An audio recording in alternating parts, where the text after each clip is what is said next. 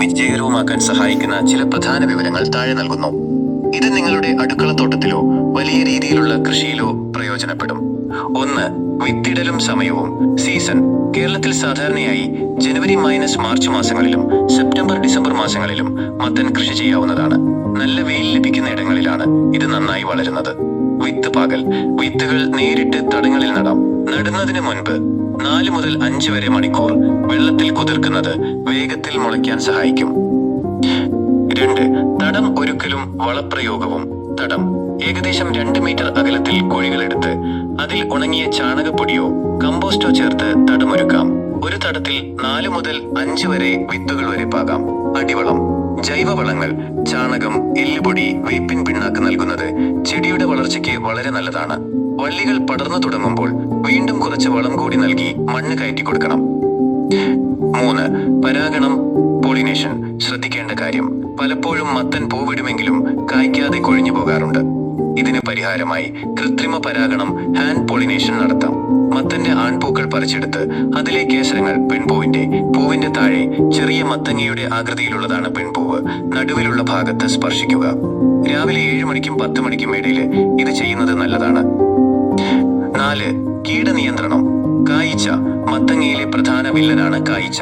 ഇത് തടയാൻ കായകൾ ചെറിയ രൂപത്തിലാകുമ്പോൾ തന്നെ തുണിയോ പേപ്പറോ ഉപയോഗിച്ച് പൊതിഞ്ഞു സൂക്ഷിക്കാം. മഞ്ഞളിപ്പ് രോഗം. വെളുത്ത ഈച്ചകൾ പരത്തുന്ന വൈറസ് രോഗമാണിത്. വേപ്പെണ്ണ മിശ്രിതം തളിക്കുന്നത് ഒരു പരിധിവരെ കീടങ്ങളെ അകറ്റാൻ സഹായിക്കും. 5. വിളവെടുപ്പ്. വിത്തിട്ട് ഏകദേശം 3 മുതൽ 4 വരെ മാസത്തിനുള്ളിൽ വിളവെടുക്കാം. മത്തങ്ങയുടെ തണ്ട് ഉണങ്ങി തുടങ്ങുന്നതും തൊലിക്ക് കട്ടി കൂടുന്നതുമാണ് വിളവെടുപ്പിന് അനുയോജ്യമായ സമയം. പഴുത്ത മത്തങ്ങ കൂടുതൽ കാലം സൂക്ഷിച്ചു വയ്ക്കാൻ സാധിക്കും. ഗുണങ്ങൾ. മത്തൻ വെറുമൊരു പച്ചക്കറിയല്ല, ഇതിൽ ധാരാളം പോഷകങ്ങൾ അടങ്ങിയിട്ടുണ്ട്. 1. Vitamin A. കണ്ണിന്റെ ആരോഗ്യത്തിന് വളരെ നല്ലതാണ്. 2. രോഗപ്രതിരോധ ശേഷി. ഇതിലെ വിറ്റാമിൻ സി ശരീരത്തിന്റെ പ്രതിരോധ ശേഷി വർദ്ധിപ്പിക്കുന്നു.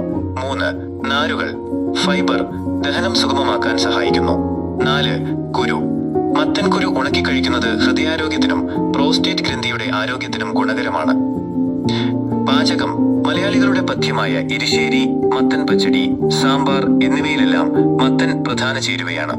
കൂടാതെ ഇതിന്റെ ഇലയും പൂവും തോരൻ വെക്കാനും ഉപയോഗിക്കാറുണ്ട്. മത്തൻ കുരു, പംകിൻ സീഡ്സ് വെറുമൊരു വേസ്റ്റ് അല്ല, മറിച്ച് പോഷകങ്ങളുടെ ഒരു കലവറ തന്നെയാണ്. സൂപ്പർ ഫുഡ് എന്ന് വിളിക്കാവുന്ന ഇതിന്റെ പ്രധാന ആരോഗ്യ ഗുണങ്ങൾ താഴെ പറയുന്നവയാണ്. 1. ഹൃദയാരോഗ്യം. മത്തൻ കുരുവിൽ ധാരാളം മഗ്നീഷ്യം, സിങ്ക്, ആരോഗ്യകരമായ കൊഴുപ്പുകൾ എന്നിവ അടങ്ങിയിട്ടുണ്ട്. ഇത് രക്തസമ്മർദ്ദം നിയന്ത്രിക്കാനും ചീത്ത കൊളസ്ട്രോൾ LDL കുറയ്ക്കാനും സഹായിക്കുന്നു. അതുവഴി ഹൃദയാഘാത സാധ്യത കുറയുന്നു. 2. പ്രമേഹ നിയന്ത്രണം.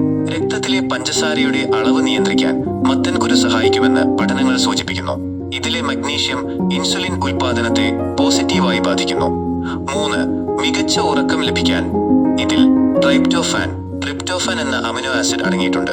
ഇത് ശരീരത്തിൽ സെറോട്ടോണിനായി മാറുകയും നല്ല ഉറക്കം ലഭിക്കാൻ സഹായിക്കുകയും ചെയ്യുന്നു. ഉറക്കമില്ലായ്മ അനുഭവിക്കുന്നവർക്ക് രാത്രിയിൽ ഇത് കഴിക്കുന്നത് ഗുണകരമാണ്. 4. പുരുഷന്മാരുടെ ആരോഗ്യത്തിന്. പുരുഷന്മാരിലെ പ്രോസ്റ്റേറ്റ് ഗ്രന്ഥിയുടെ ആരോഗ്യത്തിന് മത്തൻ കുരു വളരെ മികച്ചതാണ്. ഇതിലെ സിങ്ക് ബീജത്തിന്റെ ഗുണനിലവാരം വർദ്ധിപ്പിക്കാനും സഹായിക്കുന്നു. 5. രോഗപ്രതിരോധ ശേഷിയും എല്ലുകളുടെ ആരോഗ്യവും. സിങ്ക് ശരീരത്തിന്റെ പ്രതിരോധ ശേഷി വർദ്ധിപ്പിക്കുന്നു. മഗ്നീഷ്യം എല്ലുകളുടെ ബലത്തിന് അത്യാവശ്യമാണ്. ഓസ്റ്റിയോപൊറോസിസ് പോലുള്ള രോഗങ്ങൾ തടയാൻ ഇത് സഹായിക്കുന്നു. 6. ആന്റി ഓക്സിഡന്റുകൾ. വിറ്റാമിൻ ഇ, കരോട്ടിനോയിഡുകൾ എന്നിവ ഇതിൽ ധാരാളമുണ്ട്. ഇത് ശരീരത്തിലെ വീക്കം, ഇൻഫ്ലമേഷൻ കുറയ്ക്കാനും കോശങ്ങളെ സംരക്ഷിക്കാനും സഹായിക്കുന്നു. എങ്ങനെ കഴിക്കാം? വറുത്ത് കഴിക്കാം.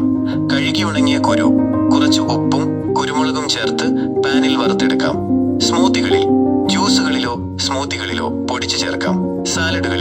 സാലഡിന് മുകളിൽ വിതറി കഴിക്കുന്നത് രുചിയും ഗുണവും വർദ്ധിപ്പിക്കും. ശ്രദ്ധിക്കുക, ധാരാളം നാരുകൾ അടങ്ങിയതിനാൽ അമിതമായി കഴിക്കുന്നത് വയറിന് അസ്വസ്ഥതയുണ്ടാക്കിയേക്കാം. ദിവസവും ഒരു ചെറിയ കൈപ്പിടി അളവിൽ കഴിക്കുന്നതാണ് ഉചിതം.